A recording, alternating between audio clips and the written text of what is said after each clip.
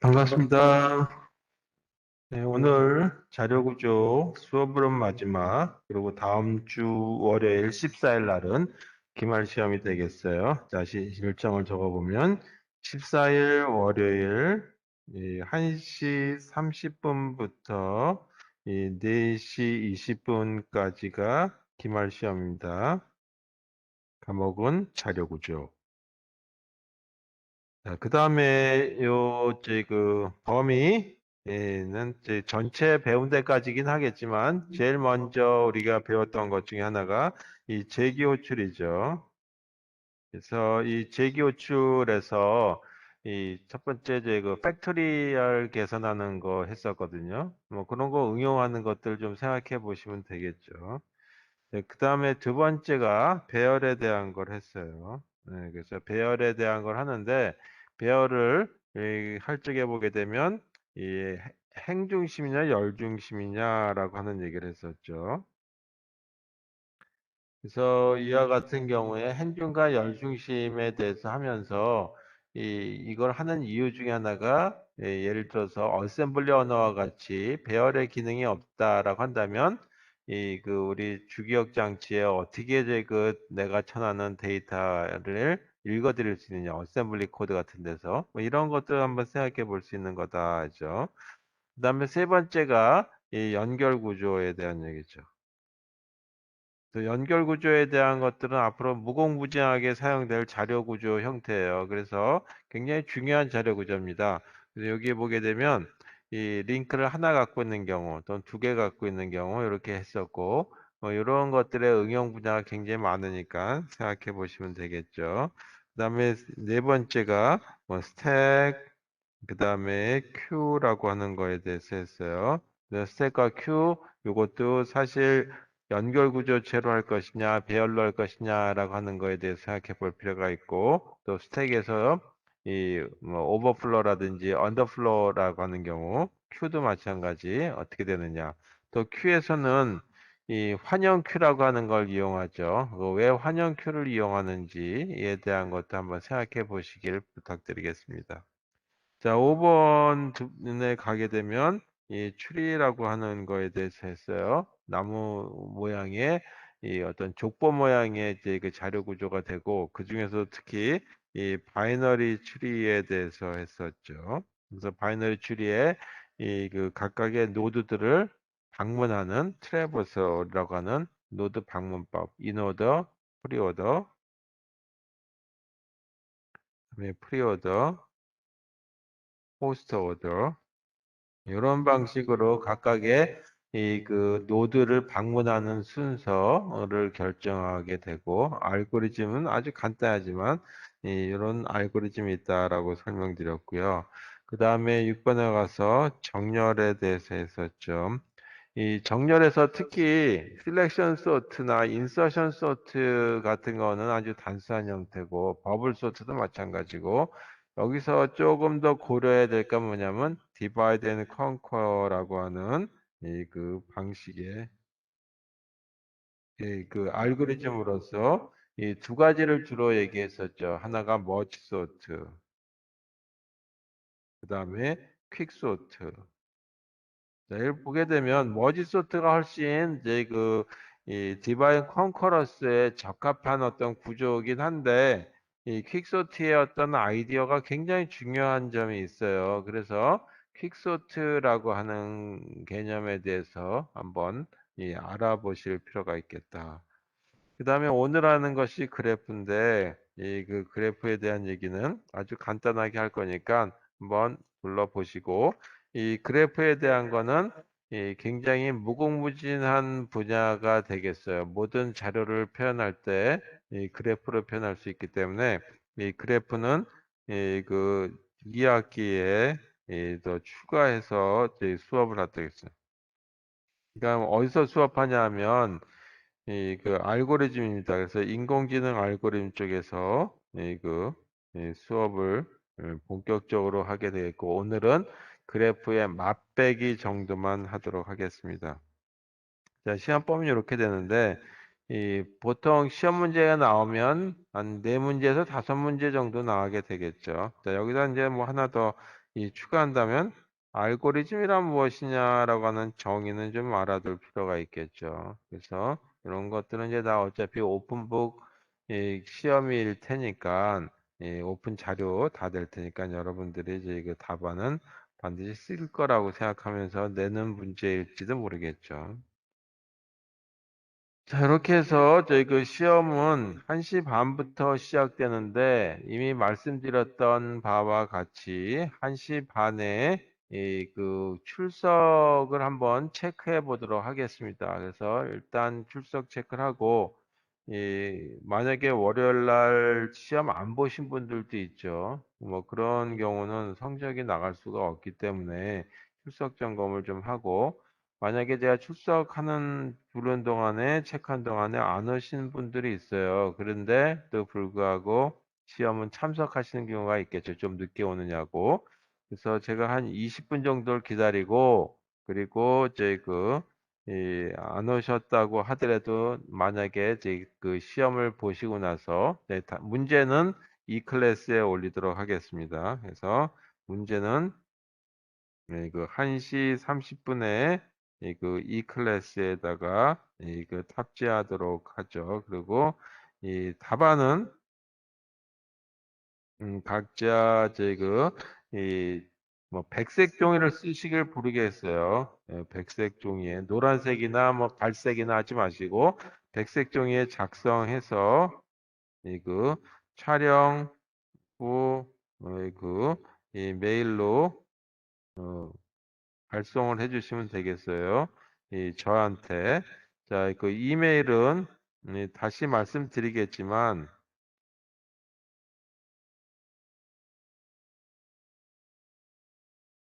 oh번이고 한서 h.kr로 보내주시면 되겠고 꼭 보내주시고 난 다음에 제가 잘 받았다는 확답을 받으시면 제 답안이 잘 제출됐구나라고 하는 확인을 받으시길 부탁드리고요.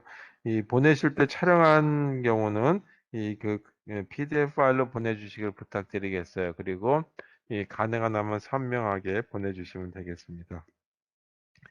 자, 그리고 다시 자세한 시험에 대한 얘기 궁금한 거 있으면 시험 당일날 말씀해 주시면 저한테 제가 답변할 수 있는 데까지 해드리도록 하죠. 자, 이렇게 하고 오늘은 그래프에 대해서 아주 간단하게만 보도록 하겠습니다. 자, 우리 10장으로 되어 있는 건데 그래프.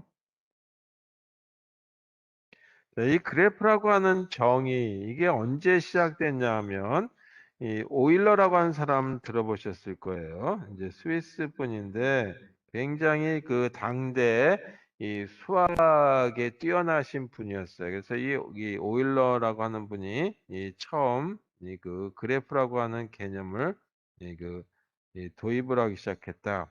자, 원인은 어떻게 시작됐냐면, 캐니스버그라고 하는 우리로 치면 여의도 부근에 있는 곰섬 같은 곳이 있었나 봐요. 이렇게 다리가 있고 또 다리가 있고 또 다리가 있고 육지들이 있었어요. 그래서 요 가운데 있는 섬이 하나 있고 그 다음에 B라고 하는 지역에 육지가 있고 강남과 강북이라고 보시면 되겠고 그 다음에 D라고 하는 지역이 있었다. 그다음에 여기에 다리가 이렇게 있었어요. A라고 하는 다리, 그다음에 B라고 하는 다리, 그리고 C라고 하는 다리, D라고 하는 다리, 여긴 E, 그다음에 F, G 이렇게 돼 있었는데 이 형태를 보면서 아침마다 사람들이 운동을 했는데 어디냐면 캐니스버그라고 하는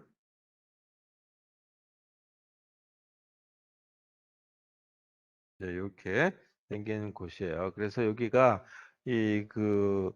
프러시아라고 해서 이게 1776년 경이에요. 그래서 이게 프러시아가 독일이 통일되기는 제일 유럽에서 늦게 통일이 됐죠. 그래서 여러 개의 이 지역으로 나눠져 있었다. 뭐 토호국이라고 할 수도 있는데 하여튼 나눠져 있었는데 그중에 프러시아가 가장 막강한 힘을 갖고 있었던 지역이죠. 근데 여기 중에서도 동프러시아 지역, 지금은 이 러시아 땅이 됐다라고 하는 얘기도 들었는데, 일단 아침마다 저희 사람들이 운동을 하면서 각각의 저희 이 시작하는 지점에서, 예를 들어서 B에서 시작해가지고 각 다리를 한 번씩만 건너고 다시 제자리로 돌아오는 방법을 아침마다 사람들이 내기하듯이 이렇게 찾아봤나 봐요. 그러다 찾다 못 찾아서 누굴 찾아갔냐면 오일러한테 그거를 좀 이 해결 방법이 있겠느냐라고 한번 물어봤어요. 그랬더니 오일러가 이런 저희 전체 지도를 보고 하기에는 좀 힘들죠. 그래서 이런 그림을 그려가지고 나타냈다.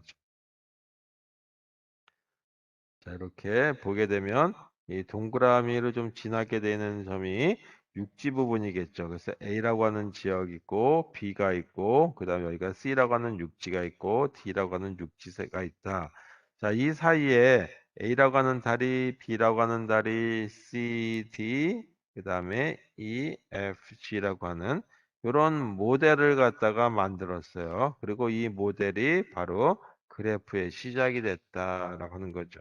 그리고 다리를 시작점에서 뭐 A라고 하는 지점에서 시작해서 이 각 이 다리를 한 번씩 건너고 다시 A를 돌아올 수 있는 방법이 있겠느냐라고 하는 이런 걸 이 모습에서 케니스버그 브릿지라고 하는 데서 찾아보니까 결국은 이거는 찾을 수 없는 형태더라라고 하는 걸 찾았죠. 우리 어렸을 때 여러분들은 모르겠는데 우리 어렸을 때는 한 줄 걷기라고 하는 걸 많이 해봤죠. 이렇게 생긴 거에 한 줄 걷기를 하자. 그러면 근데 여기서 이제 한 줄 걷기는 다시 제자리로 돌아오는 걸 하는 건데 그 제자리로 돌아오는 거는 오일러의 이제 한테 요청받았던 거고 이거 한 줄 걷기를 어떻게 할 것이냐라고 하는 개념 마치 그래프의 개념에서 나온 거하고 동일하다. 뭐 여러 가지 이유가 있겠지만 다 이제 점 빼고 그냥 첫 번째 그래프의 정의부터 보고 그리고 그래프를 어떻게 디지털 컴퓨터에서는 표현할 것이냐라고 하는 거죠. 이제 그래프는 G로 표현하는 거니까 G는 이 두 개, 그래서 두 개의 집합으로 구성돼요. 그리고 여기서 집합 중에 보게 되면 일단 이 두 가지 중에 하나가 정점들이라고 하는 걸로 구성되어 있어요. 이 중에 두 개 집합인데 하나는 이 정점들로 구성되어 있다. 이 정점을 버틱스라고 부르기도 하고 또는 노드라고 부르기도 해요. 야, 이거는 정점들은 일단 아까 육지를 했는데 육지가 무한히 많다. 그러면 그것도 곤란하죠. 그럼 아예 육지가 없다 그래도 곤란한 거죠. 그래서 여기서는 유한계라 해야 된다. 한계가 있는 개수를 셀 수가 있어야 되겠고 그 다음에 이거 공집합이 아닌 경우죠. 이런 경우에 정점들의 집합을 하나의 그래프를 구성하는 요소가 쓰인다. 두 번째는 연결선이에요. 연결선은 이 방향이 없을 때는 에지라고 부르고 방향이 있을 때는 아크라고 불러요. 그래서 이것도 마찬가지 유한계로 구성되어 있다. 근데 연결선이 선들은 잔뜩 각각의 육지들은 여러 개 있는데 다리를 하나도 안 놓는 수도 있겠죠. 그래서 연결고리가 없는 수도 있어요. 그래서 이거는 공집합이 가능하다. 이런 식의 나타내서 보통 그래프 G는 버틱스의 집합과 2라고 하는 걸로 나타내고 이때 버틱스 집합 이거는 그래프 G에 대해서 버틱스들의 집합을 B의 G라고 하는 걸로 나타내고 edge라고 하는 걸로 나타낼 적에는 이와 같이 2의 G라고 하는 걸로 나타낸다. 자, 이렇게 해서 일단 그래프를 표현하는 방법들은 이렇게 나타내 보도록 하죠. 자, 그 다음에 그래프의 종류를 크게 나누어 온다면 방향이 있는 그래프와 방향이 없는 그래프예요. 그래서 이걸 undirected 그래프라고 하는 꼭 한자를 써서 얘기하는데 무방향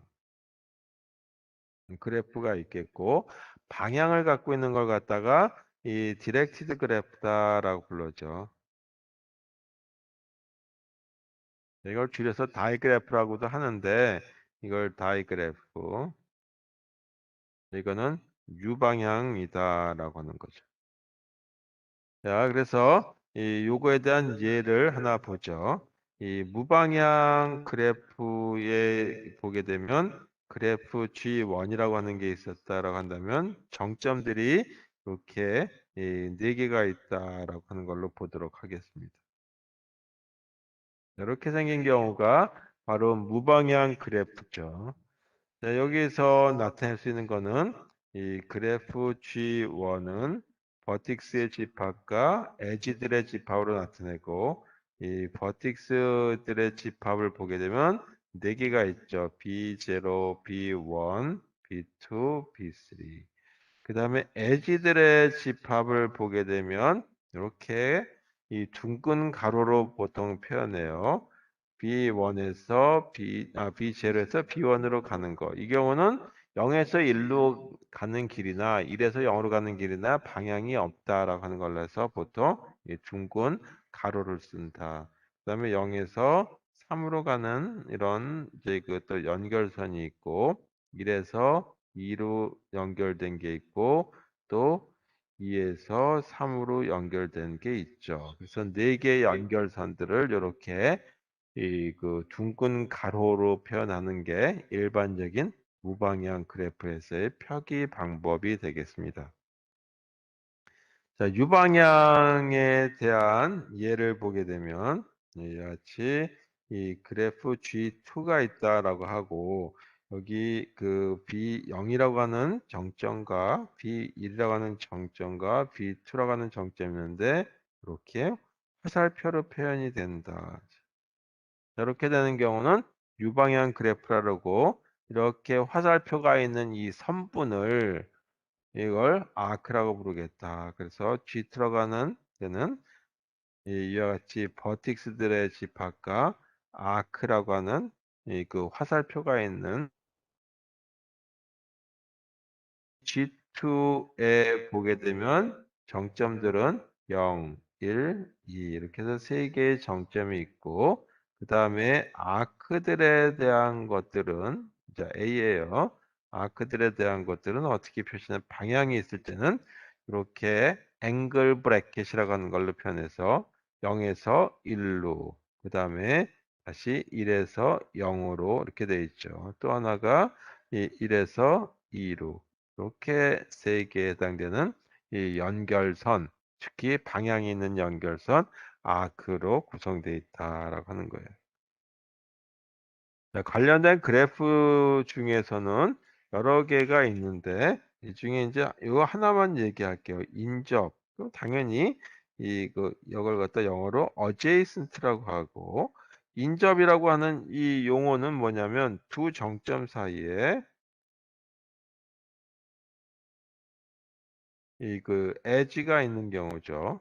엣지가 존재하는 경우 또는 아크가 존재할 경우에 인접했다라고 얘기할 수 있겠죠. 그래서 이와 같은 그 용어를 하나 가지고 이제 하나 보도록 하겠습니다. 여기 보게 되면 이제 해밀토니안이란 말도 나오고 그다음에 오일러 서킷이란 말도 나오고 하는데 그거는 이제 그 2학기 가서 다시 얘기하도록 하고 시간 관계상 오늘은 그래프를 어떻게 이 디지털 컴퓨터에서 표현할 것이냐라고 하는 거에 대해서 보도록 하죠.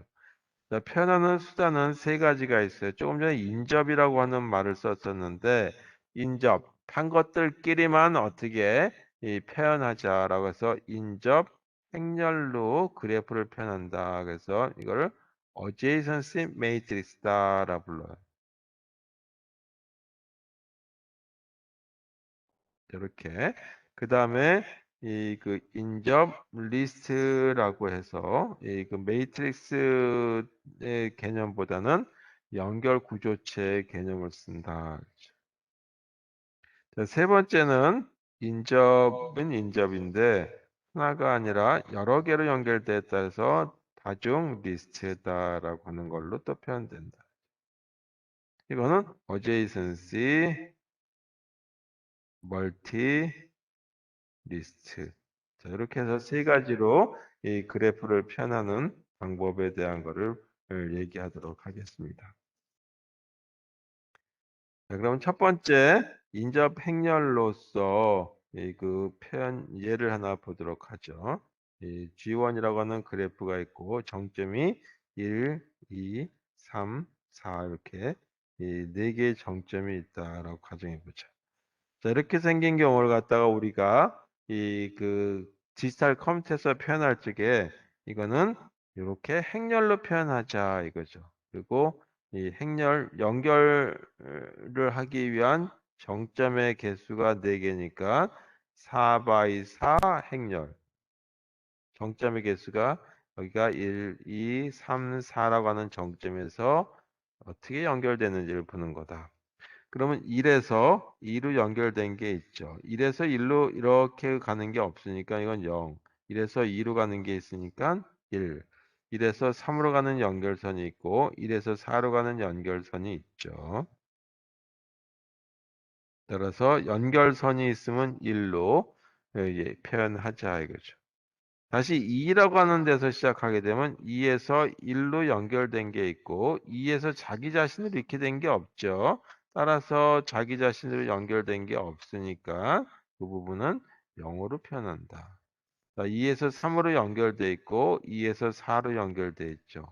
다시 3을 기준으로 보게 되면 3에서 1, 3에서 2, 3에서 3, 3에서 4, 따라서 3에서 1이 연결돼 있고 3에서 2도 연결돼 있고 그 다음에 3에서 3은 없고 3에서 4로 연결되어 있죠.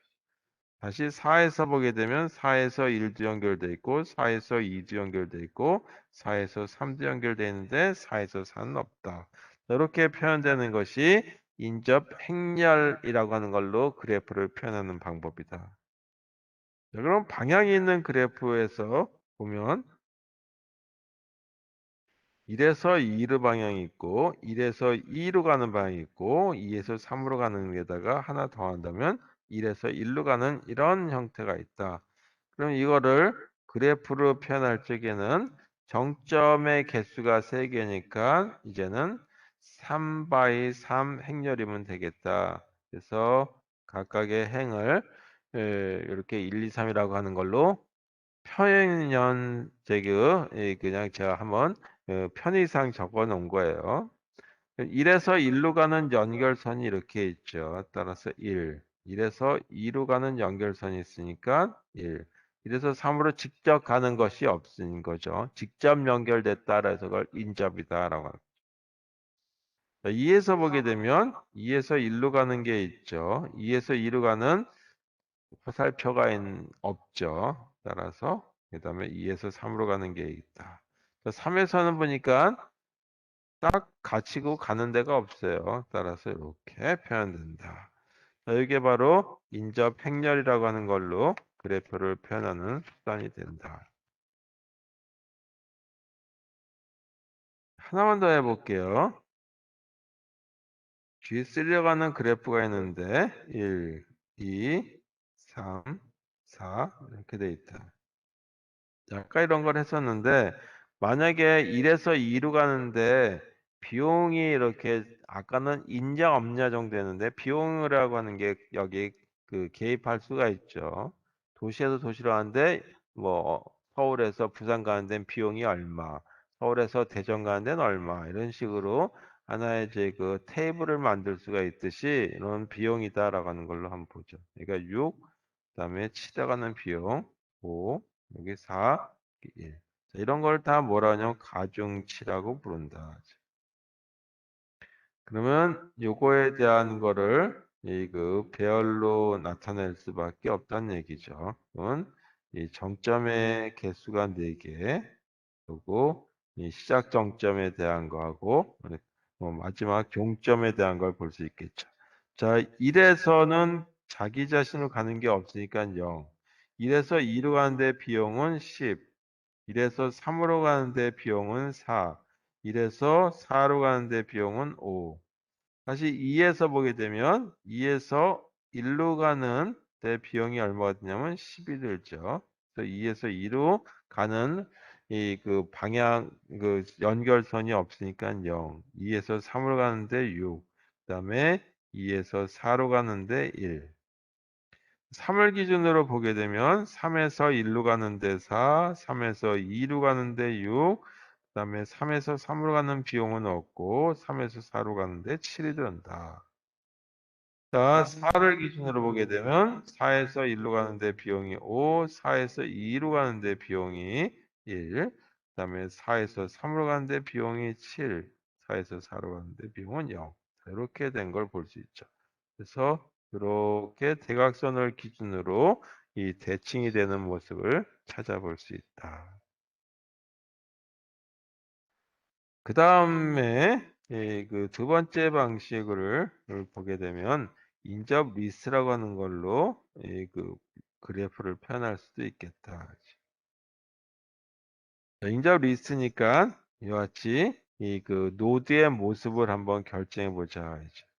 이게 노드의 모습이고 이 노드의 모습에 이게 이 그 버텍스라고 하는 어떤 그 정수 값을 이렇게 들어갔다라고 가정하고 이건 포인터 값으로서 이 노드라고 하는 링크라고 하는 이름으로 나타내 보도록 하겠습니다. 자, 이렇게 생겼을 때 이 G1이라고 하는 그래프가 아까도 이런 그래프 했었죠. 이렇게 생긴 그래프가 있다라고 한다면 그리고 가중치가 주어져 있지 않다라고 한다면 이걸 인접 리스트로 나타낼 적에는 노드가 4개가 있죠. 그래서 이걸 갖다가 헤드 노드다라고 하는 걸로 이 각각의 시작점을 하고 이거를 B1, B2, B3, B4 해서 4개의 시작점에서 1에서 연결된 부분들을 보게 되면 뭐가 있냐면 1에서 2가 연결되어 있죠. 또 1에서 3도 연결돼 있죠. 또 1에서 4도 연결돼 있죠.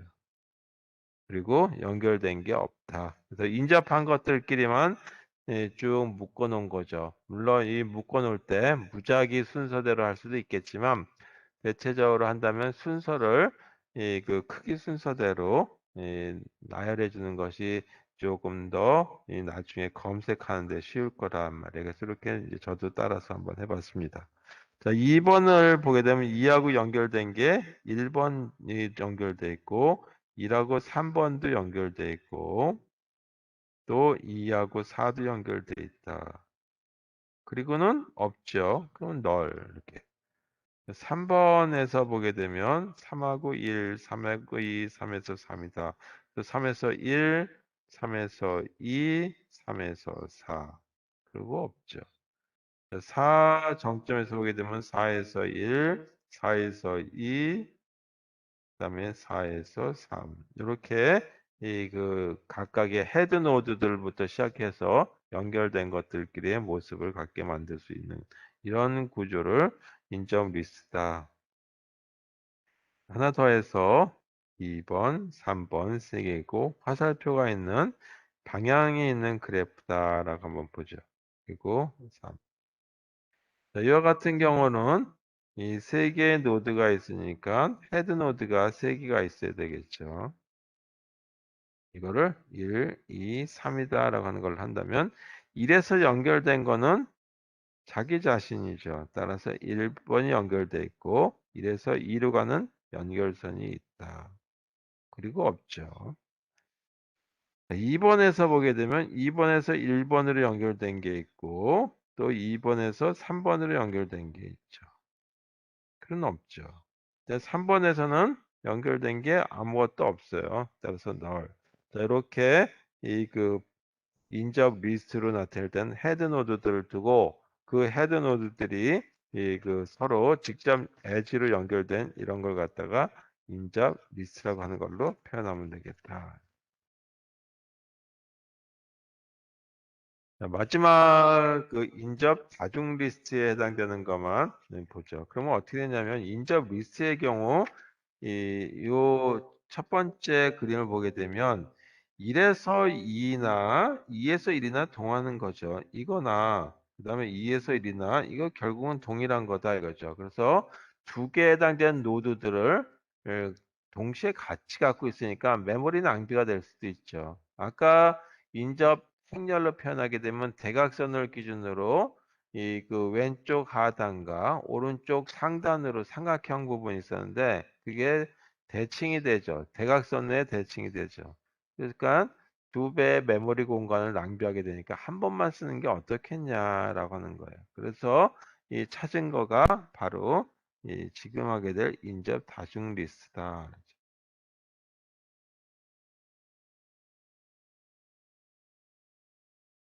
인접 다중 리스트라고 하는 걸로 표현해 보자. 자, 이것도 예를 가지고 보도록 하겠습니다. 1에서 2로, 그다음에 3으로, 4로 이렇게 연결돼 있다. 자, 그러면 이거는 인접 다식 리스트는 한 번만 쓰기 위한 거니까 요거는 이렇게 헤드 노드들은 마찬가지 4개가 있고,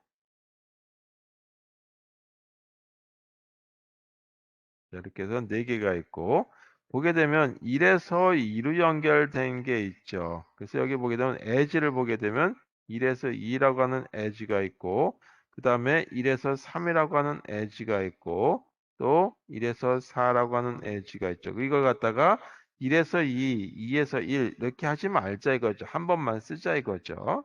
그 다음에 또 어떤 edge가 있냐면 1에서 2를 이제 가야죠. 2에서 1은 했고 2에서 3이 하나 있어야 되겠고 또 하나가 2에서 4라고 하는 에지가 필요하고 마지막 3에서 4 해서 몇 개냐면 하나, 둘, 셋, 넷, 다섯, 6개. 그 6개의 이 에지로 구성되어 있단 말이에요. 그래서 에지를 여러 개 쓰지 않고 6개만 쓰는 방식을 하자. 그래서 나타내는 게 조금 좀 복잡하지만 이런 형태로 한번 나타내보자. 보면 1에서 2로 되는 에지, 1에서 2에 해당되는 에지를 나타내는 거. 요거는 앞에 1이 있으니까 1과 같은 연결선은 중에 하나, 그래프는 1, 2다. 그 다음에 이 뒤에는 뭐냐면 포인트를 나타내는 부분이다. 이거죠. 그래서 1과 2고 2하고 연결된 거는 뒤쪽에, 1과 연결된 거는 앞에 이렇게 쓰자. 근데 또 하나가 뭐냐면 1과 3으로 연결되는 edge죠. 그래서 여기도 1과 3으로 된 거다. 그러면 1, 2하고 그 다음에 1, 3하고 같이 연결돼야 되겠죠. 따라서 이 부분은 이렇게 이 노드를 가리켜 주기에 포인트를 갖자 이거죠. 자, 그 다음에 1이 있는 거, 요거 시작점에 대한 거, 이렇게 보면 되고, 2가 된 건 어디로 가냐 하면, 2가 있는 거는 이렇게 저기 첫 번째 노드로 가면 되겠죠. 그 다음에 세 번째가 뭐냐 하면, 1에서 4로 연결선으로 되어 있는 것. 따라서 1과 4로 되어 있는 거다. 그러면 이 그 1과 4의 경우를 보게 되면 일단 1, 2, 1, 3, 1, 4니까 1로 시작되는 건 앞에 거는 요걸로 더 가면 되겠다. 그래서 1이라고 하는 정점에서는 몇 개의 연결선이 있냐면 3개가 있죠. 그래서 1, 2, 1, 3, 1, 4가 됐다. 그리고 없죠. 이렇게 그 연결선을 표시하면 되겠고 그리고 3으로 연결된 숫자가 있는 부분이 요 노드니까 3은 요걸 가리키게 만들고 4자가 있는 노드는 요 노드니까 이 노드를 포인트하게 만들면 되겠다. 자, 또 하나가 뭐냐면 이제 2하고 3으로 연결되니까 2, 3으로 연결된 이런 노드와 마지막이 아니죠. 2와 4로 연결된 거 그리고 마지막 3과 4로 된 걸로 이렇게 이 노드들에 대한 걸 표시하면 되겠다. 그럼 2와 3이라고 하는 건 2로 시작된 거니까 2로 시작된 건 어디 있었냐면 여기가 2죠. 뒤쪽이죠. 그래서 2에서 가리키는 이 부분 이제 이거 색깔을 좀 달리해서 이걸 이렇게 포인트하면 되겠다. 이거죠. 그럼 2가 1, 2도 있지만 1, 2도 있지만 그 다음에 2, 1, 2, 3, 그 다음에 2, 4가 있어야 되겠죠. 그래서 2, 4에 해당되는 건 요게 앞에 2가 있으니까 2를 따라서 이렇게 가면 되겠다.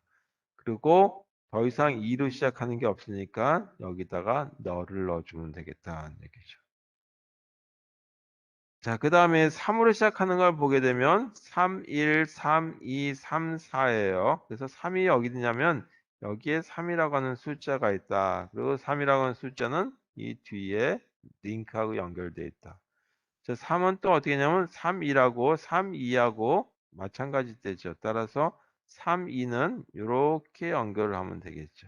포인터를 이렇게 넣어주면 되겠고, 그 다음에 3, 2, 그 다음에 3, 4가 있는 부분이 요거죠. 따라서 3이 앞쪽에 있으니까, 이건 3이 뒤쪽에 있으니까, 이게 이걸 포인트 하면 되고, 3, 4가 끝이니까 3은 앞쪽에 있으니까, 이 부분이 널로 들어가면 되겠다.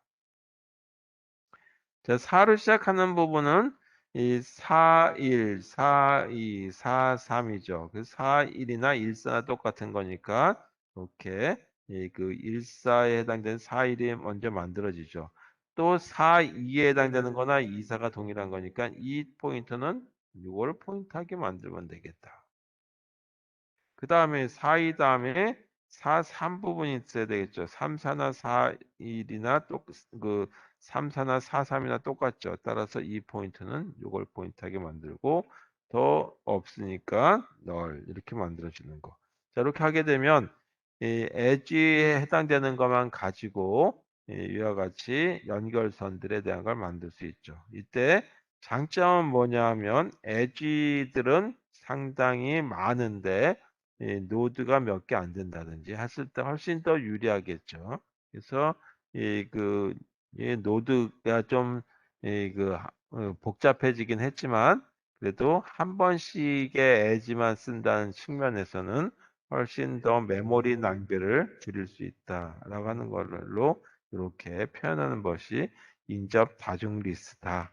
자, 근데 대체적으로 이 인접 다중 리스트 쓰는 경우들도 있긴 하겠지만 인접 행렬 웬 아니면 인접 리스트를 주로 쓰고 인접 다중 리스트는 메모리를 좀 추려야 되기 때문에 그래프 알고리즘 자체만 가지고는 인접 리스트나 인접 행렬을 주로 사용할 것이다 라고 하는 걸로 이해하시면 되겠습니다.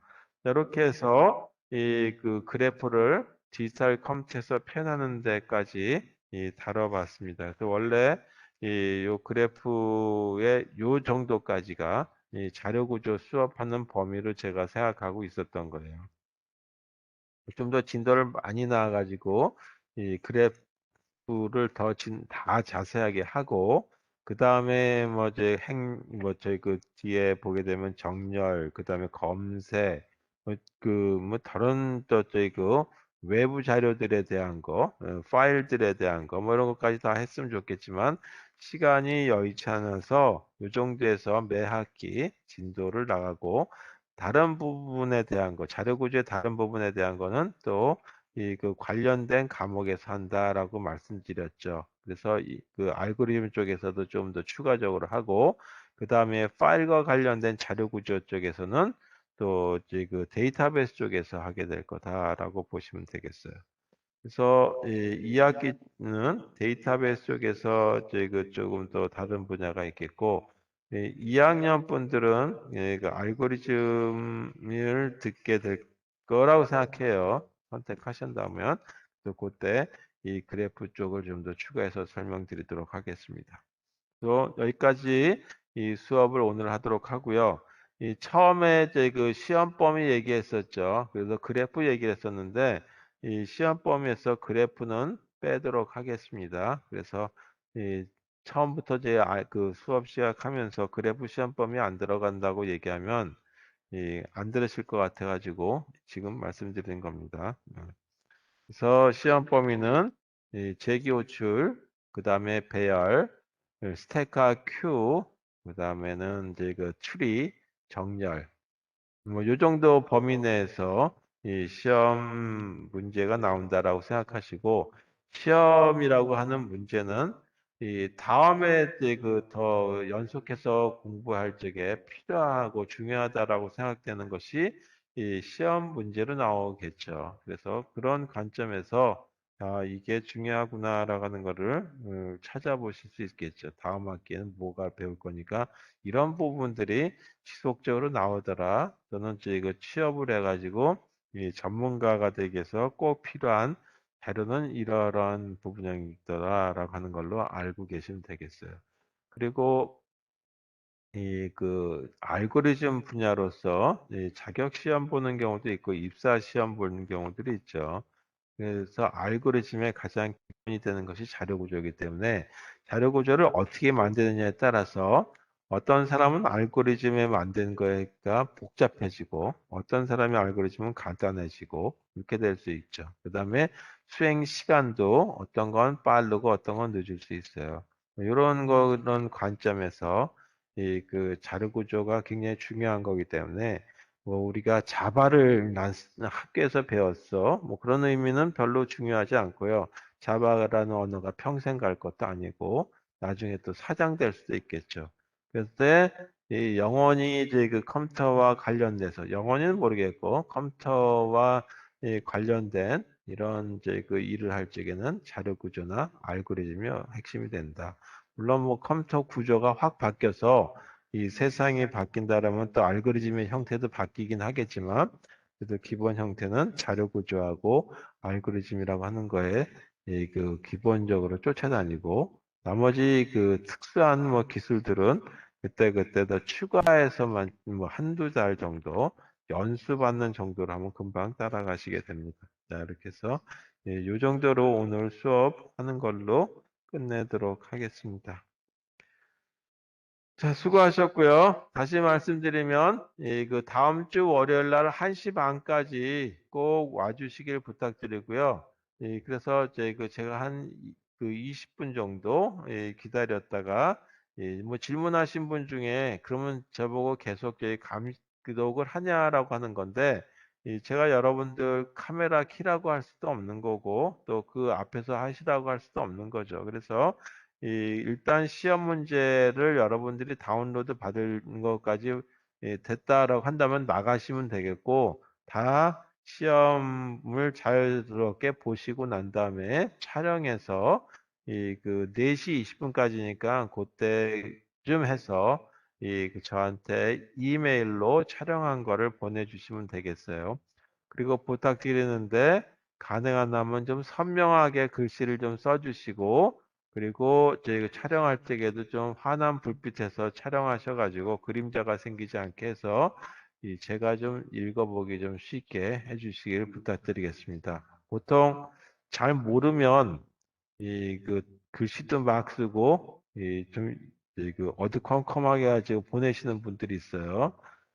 그렇다 그래가지고 제가 안 읽어보는 건 아니고, 그러면 이런 분들은, 답안 성의 없게 또는 내가 잘 몰라서 그렇구나라고 하는 선입관을 가질 수 있으니까, 선명하게 하고 글씨 좀 깨끗하게 써주시길 부탁드리겠습니다. 자, 궁금하신 거, 또 나중에 메시지 보내주시면 제가 메시지 확인을 수시로 하는 건 아닌데 하는 대로 답변을 드리도록 하겠습니다.